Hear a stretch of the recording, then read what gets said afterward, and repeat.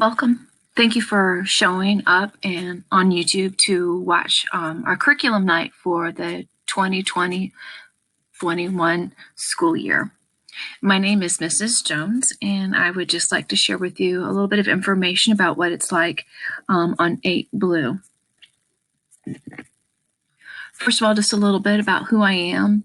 On the left, you'll notice some information about my education and where my area of expertise is.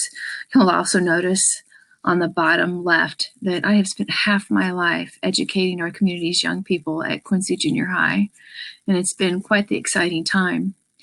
On the right, you'll notice my family information. I've been married for over 25 years and have two young adult children, Sydney and Gannon.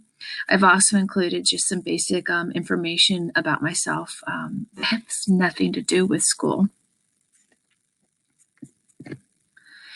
In each of the rooms, the expectations, there are some things that are very similar. That's because, as you could see, each teacher is traveling from room to room rather than the students traveling from room to room. With these circumstances with COVID, we have all of our students sitting facing the front of the classroom in rows. Everyone is wearing their face mask. And of course, we're doing our social distancing as much as we possibly can. I know some students and parents were concerned about, having breaks, and students are given a pass one at a time to leave to go to the restroom or get their water bottles refilled.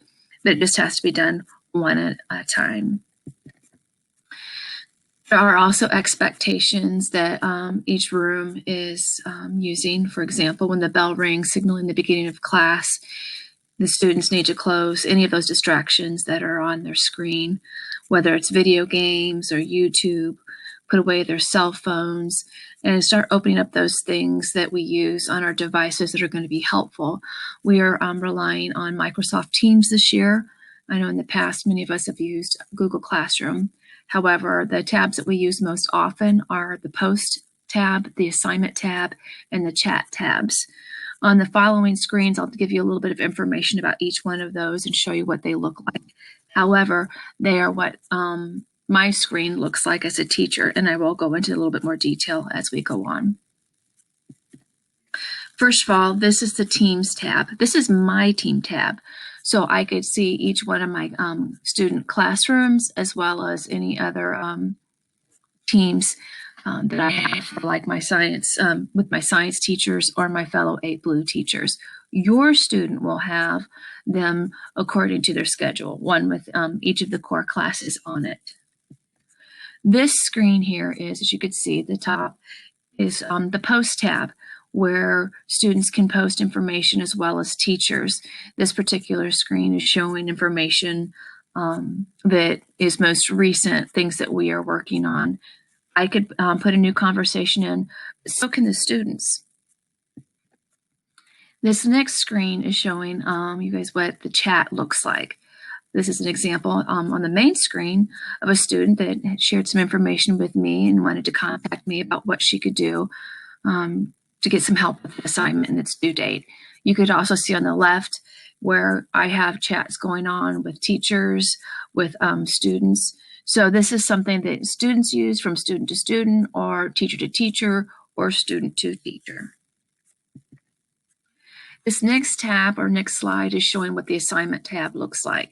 On the screen, you see a large red arrow pointing to how to get there. Then listed below are the different assignments. Here are just a few, and it talks about due dates. And again, this is my screen, and it shows me how many students I have for a particular hour, as well as how many students have turned that particular assignment in. However, this screen shows what a student would see. And this is one particular assignment. Any reference materials that I have put in, you can see I've done that, and I've used the red arrow to point to that. However, I want you to notice the green arrow.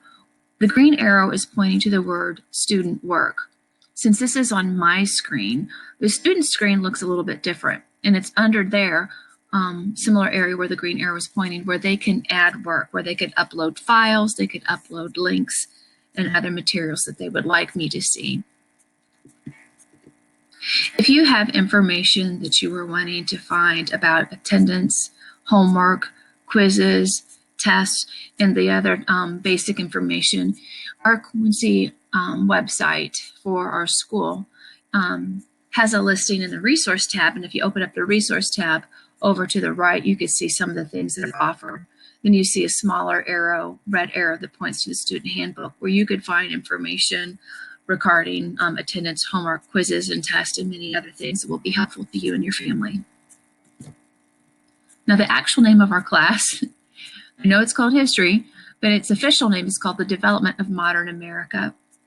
So I want to just share some information about what we will study and learn and some of the resources that we use throughout the year. So we're going to be teaching using concepts. 3 of the concepts that our students will touch on this year are human rights, economics, and conflict. Within those concepts, we'll be learning about different eras in history. We typically and traditionally start with Western settlement and end the year with World War II. However, with us using concepts, students will be able to make connections with other eras that have happened before Western settlement, and of course, eras that are later on past World War II, and connecting to real world situations that are occurring now. We'll also use a variety of skills, including historical thinking skills such as sourcing, contextualization, corroboration, and close reading. There are others. There are just a few to name. Likewise, there are many resources that we pull from and we use throughout the school year. Here are just a few: Discovery Education, Common Lit, Newsela, iCivics, U.S. History Crash Course videos, and Stanford has 2 really helpful programs. One is called Read Like a Historian, and the other one is on civics called Core Online Civics. This screen is also a screen that helps you know where you could find information. We've used the homework website in the past. We would like to invite our parents, our families, to share their email with their advisory teachers so that we can enter you into a team specifically for parents. You'll see on the left side of your screen, we have each one of the classes represented: the math classes, the communication arts, the science, the reading, and of course, history. Each teacher might share theirs a little bit differently, but this is the place where you were going to find it. What you see on the screen in front of you for my class is I always use Google Slides or PowerPoint slides with agendas on them for each day, what we're working on, goals, information, things along that nature. I hope you have found this information helpful. I apologize for saying way too many times. This is new to me, as many things are, as there are many new things for your student, and I'm sure for you as well. And I appreciate the patience that we share with each other as we all start learning new things required of us with this new digital age and remote learning possibilities that may come. If you have any questions, please feel free to email me. My email address is jonesst@qps.org. Thank you.